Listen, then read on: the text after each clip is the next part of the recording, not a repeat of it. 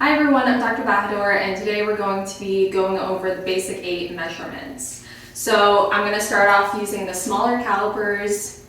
I'm going to do measurements for the AP cervical, which is also the same for the APOM. So my landmark is going to be C4 through the plane line of the disc. And then notice on the smaller calipers, I'm going to be taking the measurement at the pointed arrow part. And then just remember to always round up. And then I'm going to look up and set the factors. For the lateral cervical, my landmark is at the base of the neck or at C6 and just straight in. Okay, and then 14 centimeters, look up and set the factors. For the AP thoracic, I'm going to grab the larger calipers. My landmark is going to be at the sternum and at T6. I'm going to ask the patient to take a deep breath in, and then I'm going to take the measurement. Notice on the larger calipers, I'm taking the number from the arrow. So this is going to round up to 22 centimeters, look up and set the factors. Lateral thoracic, I'm going to go right underneath the axilla. I'm going to ask my patient to take a deep breath in, and then I'm going to take the numbers, 33 centimeters, look up and set the factors. Then for the lateral lumbar view, I'm going to use my landmark, which is the greater trochanters. So we just go greater trochanters. And then 32 centimeters, look up and set the factors. For the AP lumbar and AP pelvis, it's the same measurement. It's going to be between L3 and L5 at the widest part. So I'm just going to go there. And then take my number, round up to 22 centimeters, look up and set the factor. Okay, so for the lateral cervical view, I'm going to set my film focal distance at 72 inches.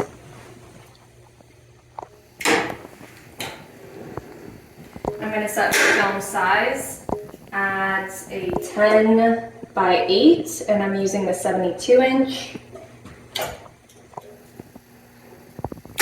I'm going to set my central ray placement. So the horizontal is going to be at the level of C4, and then the vertical is going to be lined up with the EAM.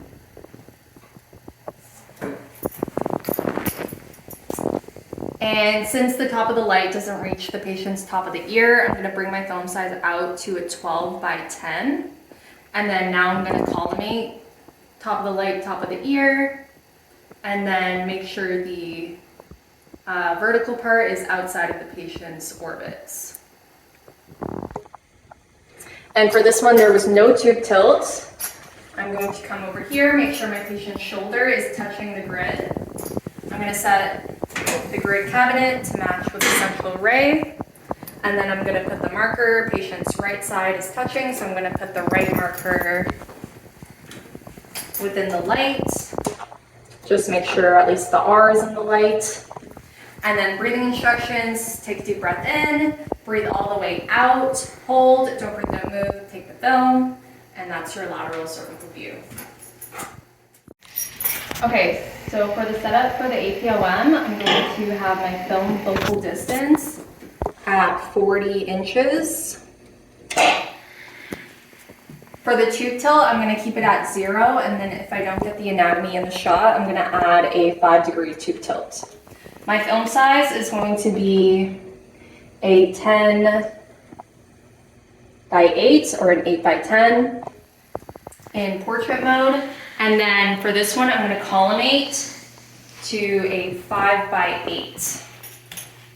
For the central ray placement, I'm going to bring the horizontal to the corner of the mouth, and then I'm just going to make sure the vertical is lined up with the Cupid's bow. I'm going to set the patient's positioning next, so I'm going to line up the hard palate with the horizontal of the floor. I would ask him to lift his chin up a little bit.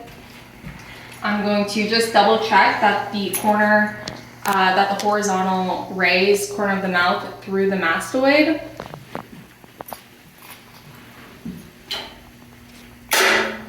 I'm going to set my grid. Add the marker, so left side, left over the left shoulder. And then I'm gonna ask my patient, without moving your head, you're gonna open your mouth as wide as you can. I'm gonna make sure the crosshairs are at the uvula, and then I'm gonna say, don't breathe, don't move, take the film, you can relax. And that's the setup for the APOM. Okay, the next view we're gonna do is the setup for the AP cervical or AP lower cervical. So I'm gonna set my film focal distance at 40 inches. The tube tilt for this one is going to be 15 degrees. Cephalad. I'm going to set my film size at an 8x10 in portrait mode and just make sure we're on the 40-inch. Next, I'm going to set my central ray. The horizontal is going to be at the level of C4, and then the vertical is going to be in the midline, so you can ask the patient to point to their episternal notch and match up the vertical line with that. Now I'm going to collimate to film size, or just show evidence of collimation. I'm going to walk over here, double check that my patient's back is against the grid, and then I'm going to match the grid. It's already matched. So just make sure the black lines are lined up with the light, and then I'm going to add my marker, left side, left marker, make sure the little L is in the light. The breathing instructions for this is take a deep breath in, hold, don't move, take the film, you can relax. Okay, we're gonna be doing the setup for the AP thoracic. So I'm gonna make sure my film focal distance is at 40 inches. The tube tilt is 0. The film size is going to be 14 by 17.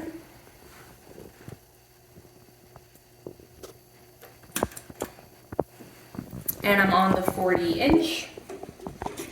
Okay, and then for my central ray placement, I'm going to place 3 fingers at the edge of my patient's shoulder, no more than the midline of the shoulder, so more so out here. If you can't see, you can bring out the collimation light a little bit more so you can see the back over here. I'm gonna line up the top of the light with the top of my fingers. And I'm looking over here at the shadow. And then I'm going to make sure the vertical line is at the episternal notch. Now I'm going to collimate to an 8 by 17. And then if I suspect my patient has scoliosis, I'll bring the collimation out to a 10 by 17. I'm just going to leave it at an 8 by 17 for now. I'm going to come over here, make sure my patient's back is against the grid. And then now I'm going to match the grid cabinet with the central ray, making sure these line up. And then I'm going to grab the marker, left shoulder, left marker, and just make sure that the L is in the light. The breathing instructions for this one is take a deep breath in, hold, don't move, take the film, you can relax. And that's your setup for the AP thoracic. This is going to be the setup for the lateral thoracic view. So I'm going to make sure my film focal distance is at 40 inches. Tube tilt is 0. My film size is going to be 14 by 17. And I'm using the 40-inch. Now I'm going to have my patient's back against the grid. And then I'm going to do, for the central ray, I'm going to make sure the top of the light is at the top of my fingers when I place 3 fingers at the edge of the shoulder. And if you can't see, you can bring the collimation light out. Okay, so I'm just going to match that. Now I'm going to match the grid cabinet for the central ray, just matching up the black lines. Okay, next I'm going to ask my patient to turn and face the wall with their shoulder against the grid. They're going to be holding the cane with one hand over the other. And then now I'm going to center the vertical aspect of the central ray. I'm going to line the vertical with the mid-axillary portion. If your patient has a lot of kyphosis, you can line it up from mid to like posterior axilla. Okay, and then I'm going to adjust my collimation. So I'm going to bring the collimation back in, and it's going to be 10 by 17. So now notice over here on the grid, we still have that kyphotic line within our image. Going to double check that the patient's shoulder is against the grid. And then since it's the right shoulder, I'm going to grab the right marker, make sure the R is in the light. And then the breathing instructions for this is take a deep breath in, hold, don't breathe, don't move, take the film, patient can relax, and that's the setup for the lateral thoracic. In this video, we're going to be doing the setup for the lateral lumbar view. I'm going to make sure my film focal distance is set at 40 inches. There's no tube tilt for this one, so tube tilt is at 0. I'm going to set my film size to a 14 by 17, and I'm using the 40 inch because we're at film focal distance, 40 inches. Okay, and then now for my central ray placement, I'm going to make sure the horizontal aspect is at the very top of the iliac crest. In order to palpate that, I'm going to be standing kind of behind at an oblique angle to the patient. I'm going to palpate the bottom of the ribs, and then the first bony landmark that I hit is going to be the very top of their iliac crest. I'm going to match the horizontal with where my finger lands. And then the vertical portion is going to be halfway between the ASIS and PSIS. So I'm going to palpate PSIS and then ASIS and make sure the vertical is halfway. I'm just going to move and forward a little bit. Okay. Next, I'm just going to collimate to a 10 by 17. And then double check that my patient's shoulder is against the grid. I'm going to match the grid cabinet with the central ray, making sure that horizontal is lined up with the black. And then for the marker placement, the patient's right side is against the grid. I'm going to grab the right marker. And then I'm going to go at the small of the back, so it's usually in the lordosis. If you can see light, you could just put the marker in the light. If you can't, you'll palpate the lordosis of the back and put it right superimposed on that, so you're covering soft tissue. For this one, I'm just going to leave it in the light. And then the breathing instructions for this is going to be take a deep breath all the way out, hold, don't breathe, don't move, take the film, patient can relax. And that's your setup for the lateral lumbar view. Next, we're going to be doing the setup for the AP lumbar view. For this view, you'll want to make sure that your patient has a gonadal shield on. Our film focal distance is going to be set at 40 inches. For this one, there is no tube tilt, so tube tilt is set at 0. Our film size is going to be a 14 by 17, and I'm using the 40 inch for this one. Next, I'm going to set my central ray. So I'm going to place the vertical to be aligned with the patient's belly button, and then I'm going to place the horizontal 1 inch below the iliac crest. So get the very top of the iliac crest and go about 1 inch below. Next, I'm going to collimate to a 10 by 17. Double checking that the patient's back is against the grid. Now I'm going to set my grid cabinet. And then for this one, this is going to be digital marker placement. And then finally, the breathing instructions is going to be take a full exhale, hold, don't breathe, don't move, take the film, patient can relax. And that's the setup for the AP lumbar. Okay, now we're going to be doing the setup for the AP pelvic view. So we're going to make sure that our patient has their gonadal shield on. Next, I'm going to set my film focal distance to be at 40 inches. The tube tilt is going to be 0. Film size is going to be a 14 by 17.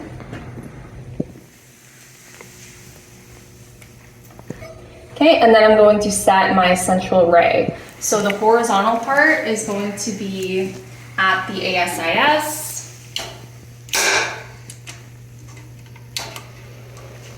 And then the vertical aspect of the central ray is going to be lined up with the patient's umbilicus.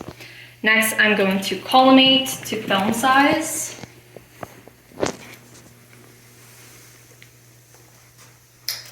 I'm going to be sure that my patient's back is against the grid cabinet. I'm going to line up the grid cabinet with the central ray. And then finally, I'm going to place my marker. This is the patient's left side, so I'm going to grab the left marker.